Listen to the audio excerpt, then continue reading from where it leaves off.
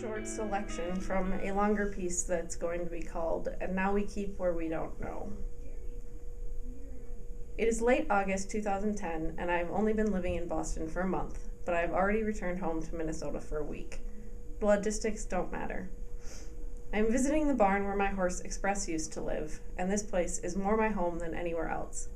It is nearly midnight, and as I walk without light into the pasture, I pass several other dark shadows who emerge and poke their whiskered noses towards my pockets, but I hardly pause for them because I found the only horse who matters. Her shadow almost blends into the trees behind her, and her head hangs low. As I approach the 23-year-old horse, she only lifts her weary head and neck slightly, but her eyes are bright and shine under the stars.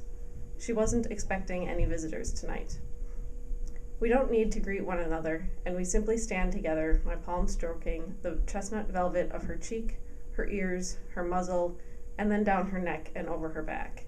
She maybe dozes off for a time, and it is entirely possible that I do too. I awake when Sassy gingerly shifts her weight. For a horse who has never admitted pain, even when she should have, when any horse would have, I know the implications of this small betrayal.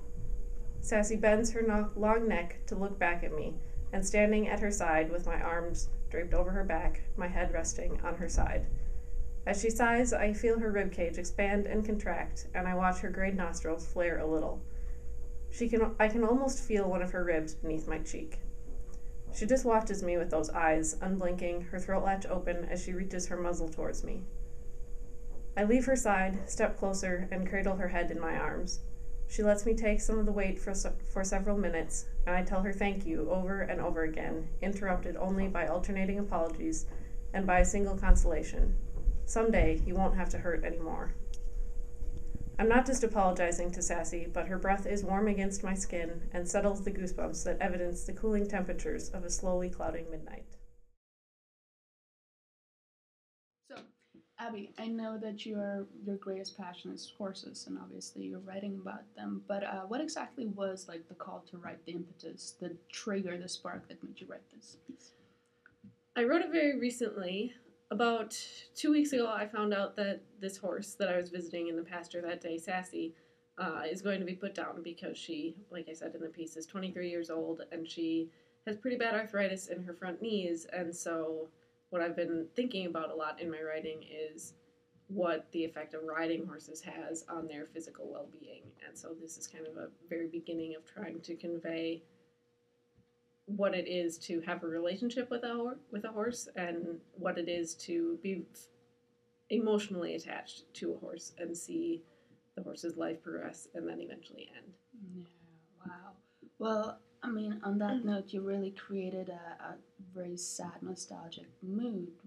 How do you think you accomplished that? Like, what scene hit that? Well, I think in writing a scene like this, it's particularly important to tailor which details you include in the scene so that the most important things and the things with the greatest impact are what you focus on. So, for example, one of the first things I say is that it's midnight and that there's a little bit of moonlight, but not very much. So it's mostly dark. That obviously is adding a kind of color to it, and you can see that it's dark.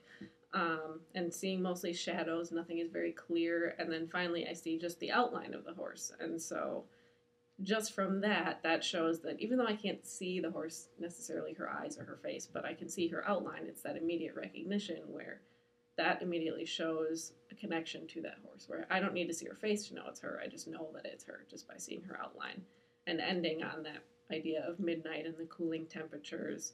And then the same thing again with the intimacy when I'm standing with the horse and have my arms draped over her back and she looks at me and I can feel kind of her rib where I can feel that she's getting older. A healthy younger horse, you wouldn't be able to feel their ribs, but because she's older, she's kind of fading out a little bit. Yeah, those details were really very effective. Good job. Thank you.